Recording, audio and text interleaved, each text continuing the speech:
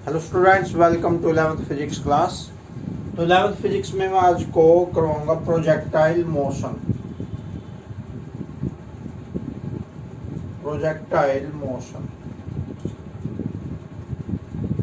तो इसमें कई टॉपिक्स आएंगे आपके।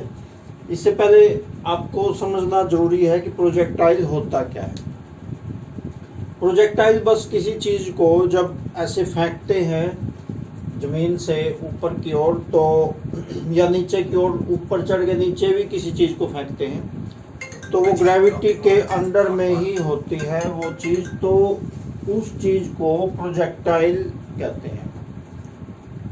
तो जैसे देखिए, ये पेन की कैप है, इसको, ये है अभी पेन की कैप, इसको मैं प्रोजेक्टाइल बनाता हूँ। बिल्कुल आसान है, इसको छोड़ दो, यही प्रोजेक्टाइल बन गया। लेकिन ये प्रोजेक्टाइल उसी दौरान थी जब ये जितनी देर ये हवा में रही है, under the action of gravity. Gravity के एक्शन में जितनी देर ये रही है उसी दौरान ही ये प्रोजेक्टाइल थी, उसके बाद नहीं है। दोबारा फिर बना लेते हैं, बन गया प्रोजेक्टाइल दोबारा इसका। अब ये तो मैंने ऐसे ही छोड़ दिया। इसको अगर ऐसे एंगल पे भी छोड़ते हैं, अगर इसको ऐसे एंगल पे छोड़ते हैं तो वो भी प्रोजेक्टाइल ही होता है। जैसे इस प्रकार एंगल पे छोड़ते हैं ऐसे, तो ये भी प्रोजेक्टाइल ही बन गया। तो प्रोजेक्टाइल की डेफिनेशन ये नोट कर लो, an object which moves under gravity. Gravity का मतलब जमीन के इफेक्ट में, धरती के इफेक्ट का को ग्रेविटी कहते हैं।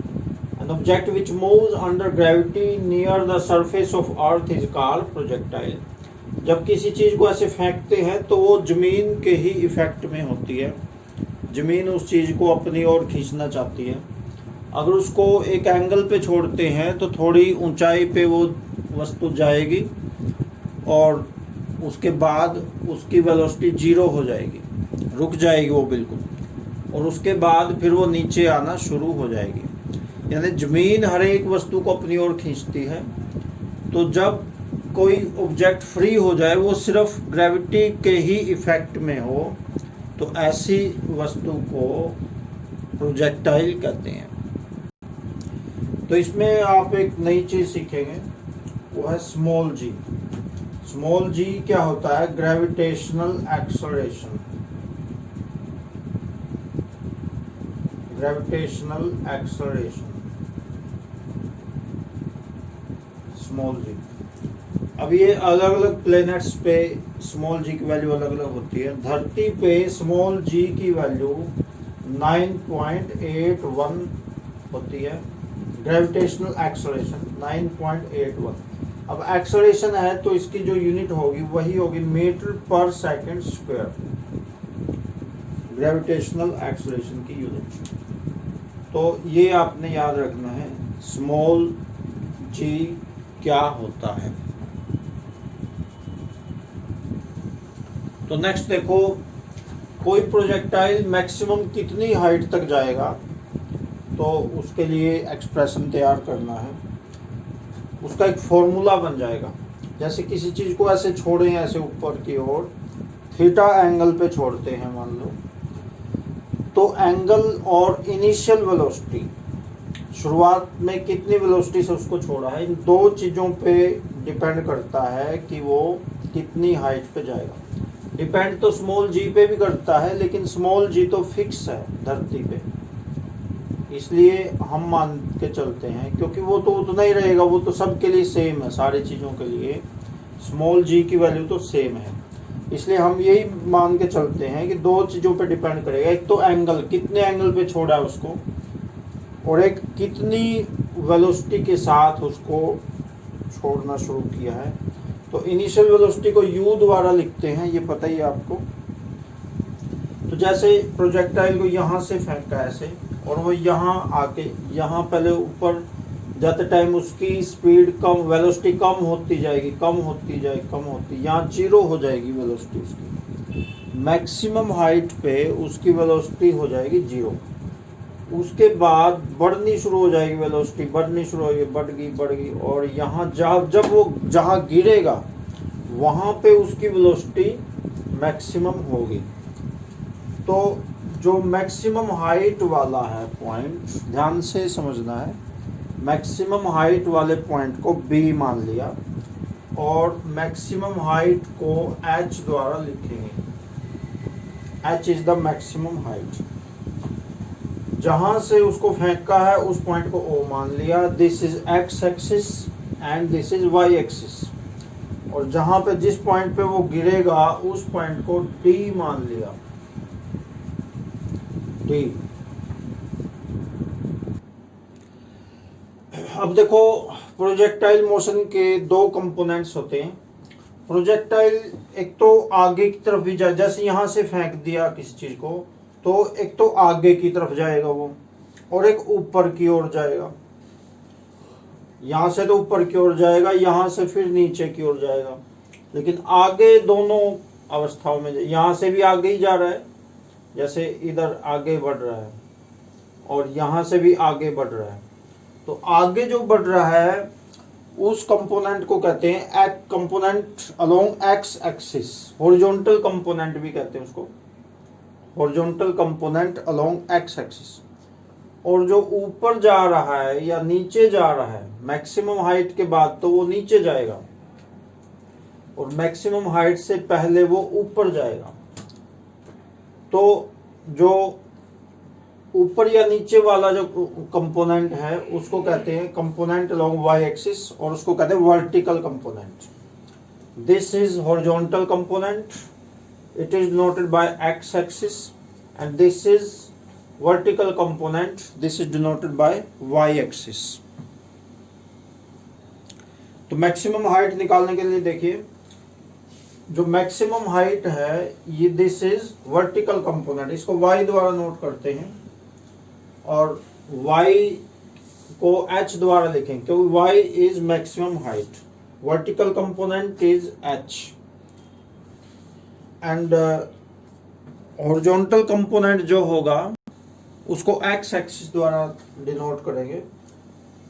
तो एक थर्ड जो ये आपको एक्सप्रेशन बताया था, ये लिख देंगे यहाँ पे, we know that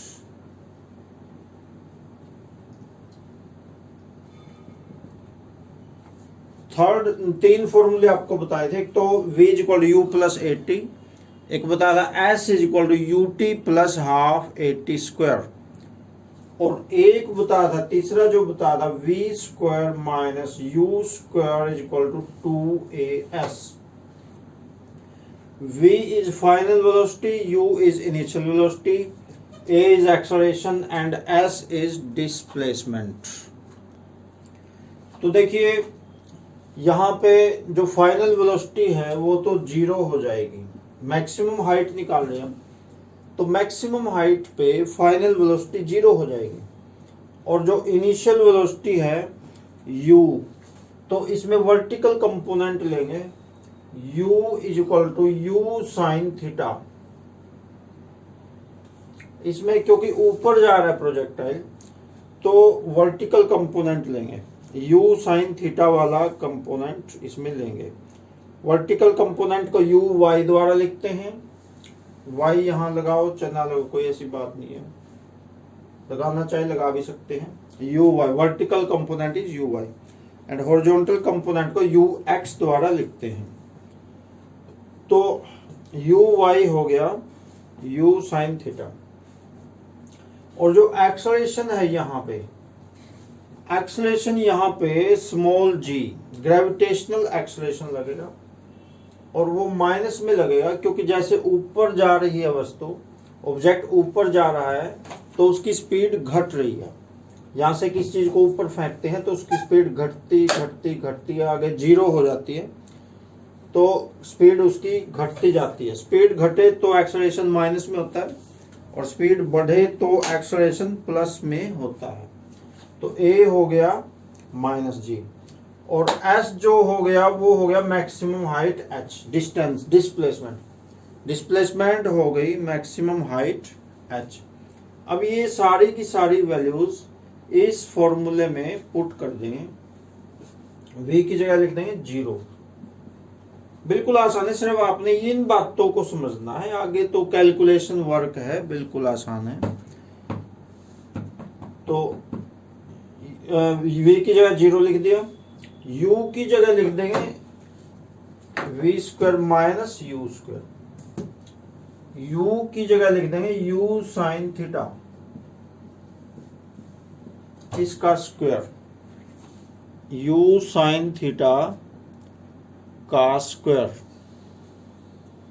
is equal to 2 into minus g into h. ये लाइन मेन है, इन सारी वैल्यूज को वहां पुट कर दिया। V square minus you square is equal to 2as, a की जगह माइनस जी और डिस्प्लेसमेंट की जगह h लिख दिया, मैक्सिमम हाइट डिस्प्लेसमेंट लिख दिया।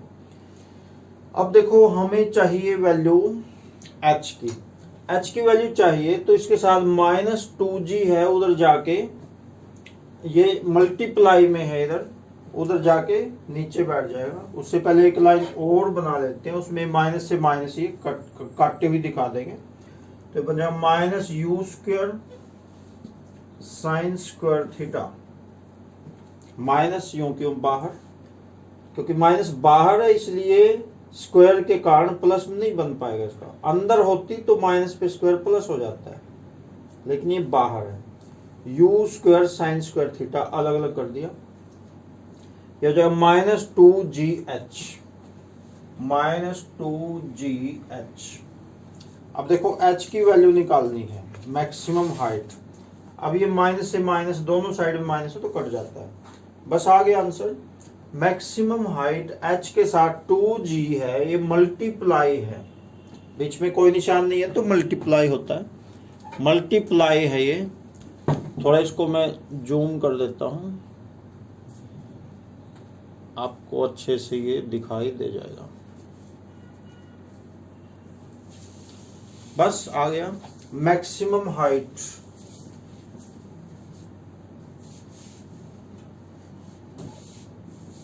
h की वैल्यू मैक्सिमम हाइट, इसके साथ 2g मल्टीप्लाई उधर जाके बट्टे में जाएगा यू स्क्वायर